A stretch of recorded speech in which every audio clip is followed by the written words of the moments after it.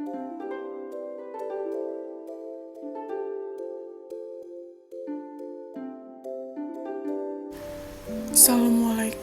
warahmatullahi wabarakatuh. Perkenalkan, nama saya Ratnasari Dewi dari Prodi Manajemen Reguler Pagi dengan NIM 28921500071.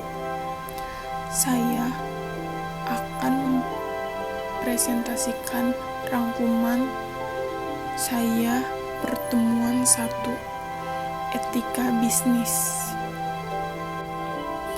Saat ini penegakan hukum jauh lebih kuat serta masyarakat madani atau civil society terus didorong. Maka dari itu, setiap perusahaan yang menjalankan bisnisnya diharapkan menuju menjadi salah satu reformers. Dalam mewujudkan semua itu, kalangan pembisnis adalah mereka yang ini menganggap miliknya peran disebut dalam mempertemukan keinginan pemerintahan, government, dan masyarakat atau publik. Maka posisi pemerintahan yaitu di atas, sedangkan masyarakat yaitu di bawah. Pembisnis memiliki fungsi dalam mengubah dan membangun tatanan masyarakat dari kehidupan tradisional ke kehidupan modern. Dari pemikiran yang sederhana ke pemikiran yang kompleks.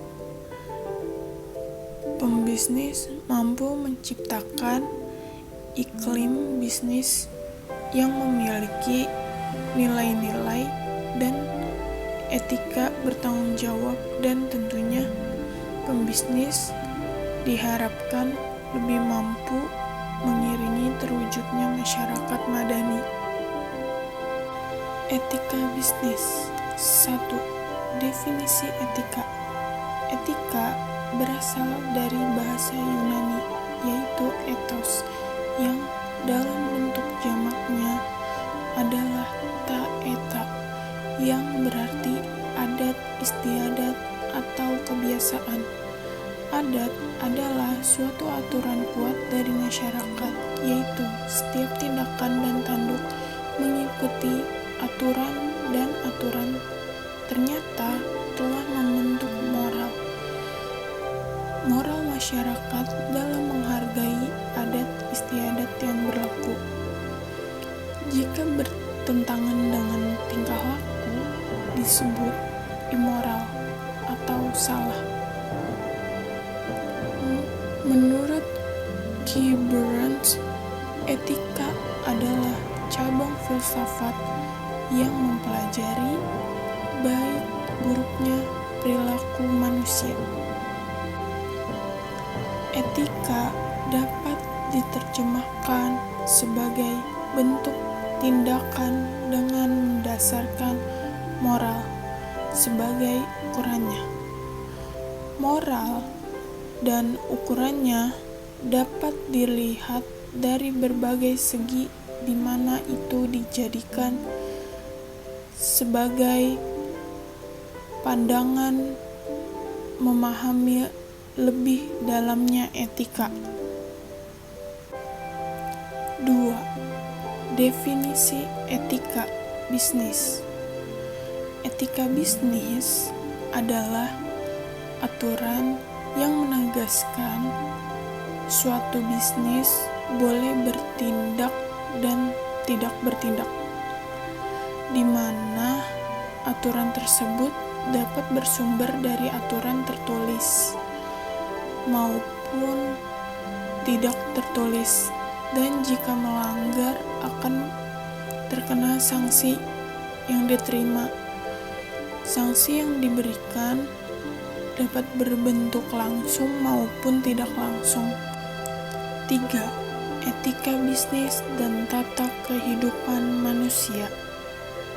Manusia memiliki sifat yang cenderung tidak puas terhadap apa yang diperoleh, sehingga ia terus merasa kekurangan dan terus mencari. Hal tersebut dilakukan dengan tujuan untuk menampilkan perubahan dalam nasib hidupnya dan termasuk mengesampingkan peranan yang melanggar norma yang berlaku di masyarakat.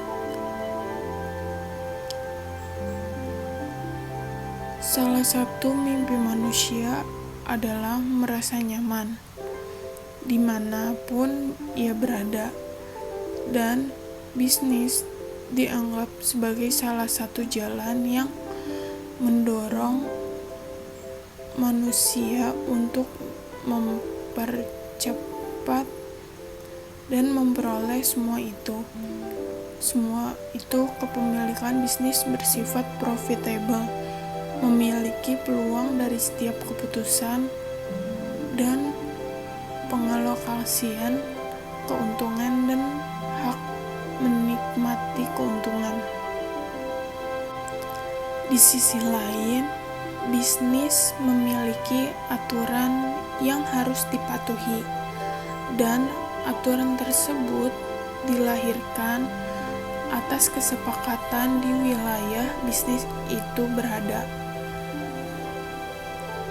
Aturan yang berlaku di mana bisnis tersebut harus dipatuhi dan tidak dilanggar. Contoh sudut pandang dari McDavid dan Harari. 1. Psikoanalisis melukiskan manusia sebagai makhluk yang digerakkan oleh keinginan terpendam atau homofolensis. 2. Behavioris manusia yang digerakkan semuanya oleh lingkungannya atau homo mechanius. 3. Kognitif manusia sebagai makhluk berpikir yang aktif merorganisasikan dan mengelola stimulasi yang diterimanya atau homo sapiens. 4. Humanisme melukiskan manusia sebagai pelaku aktif dalam merumuskan strategi transaksional dengan lingkungannya atau homo ludens. Ada yang beranggapan bahwa manusia berprinsip homo homini lupus, yaitu manusia adalah serigala bagi manusia lainnya. Manusia mempunyai sikap otoriter, yaitu usaha kuat untuk mencapai suatu dengan totalitas dan tidak pernah puas sebelum mendapatkan apa yang dia inginkan. Contoh adalah kasus pelanggaran etika karena sikap otoriternya, yaitu di bidang audit, marketing, produksi, finansial, dan lainnya. Kuberans mengatakan, etika bisnis di daratan Eropa, kecuali Inggris dan Irlandia tidak termasuk, terutama menaruh perhatian untuk masalah taraf makro dan baru kemudian masalah taraf mikro, dan di Jepang taraf meso, Amerika Utara taraf mikro kemudian taraf meso. Di semua negara di mana etika bisnis dipraktikkan, semua topik bisa akan tetapi tendensinya memang terarah pada fokus yang spesifik itu. Pembahasan etika bisnis di Indonesia sudah lama dijadikan kajian pasca reformasi tahun 1998. Kasus Lapindo dilantas dengan kasus lumpur yang telah mencemari lingkungan di Sidoarjo, kasus demonstrasi buruh, dan lainnya. Semua itu didorong oleh pihak untuk mendiskusikan pembentukan format etika bisnis yang paling representatif dan aspiratif untuk diterapkan. Salah satu alasan kuat mengapa Indonesia menerapkan dan menegakkan aturan bisnis yang beretika disebabkan oleh era globalisasi dan persaingan bisnis yang begitu tajam pada saat ini. 4. Ruang ilmu etika bisnis. Pembahasan tentang ruang lingkup etika bisnis yaitu tindakan dan keputusan perusahaan yang dilihat dari segi etika bisnis. Kondisi perusahaan yang dianggap melanggar kesatuan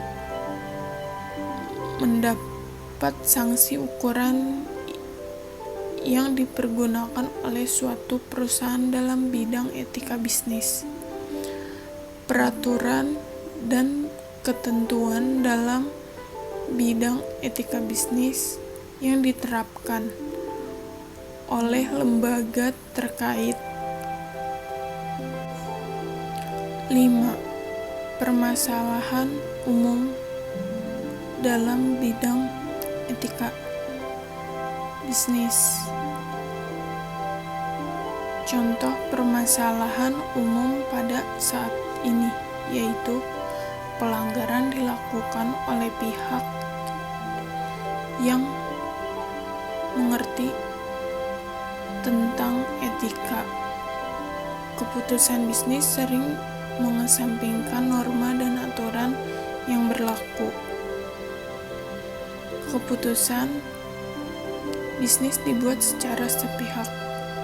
Kondisi dan situasi realita menunjukkan kontrol dari pihak berwenang masih dianggap lemah,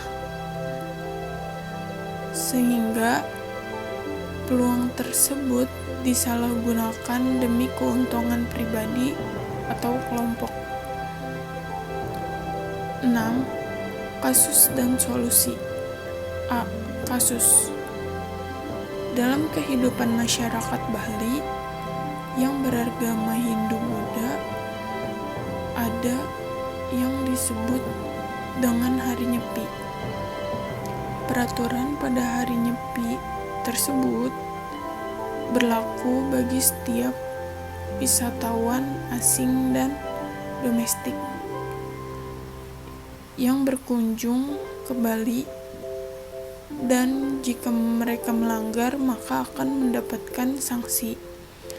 Sanksi ini harus diterima baik oleh para wisatawan dan pembisnis yang tidak mematuhi aturan atau tidak menghormati tata kehidupan yang berlaku di Bali.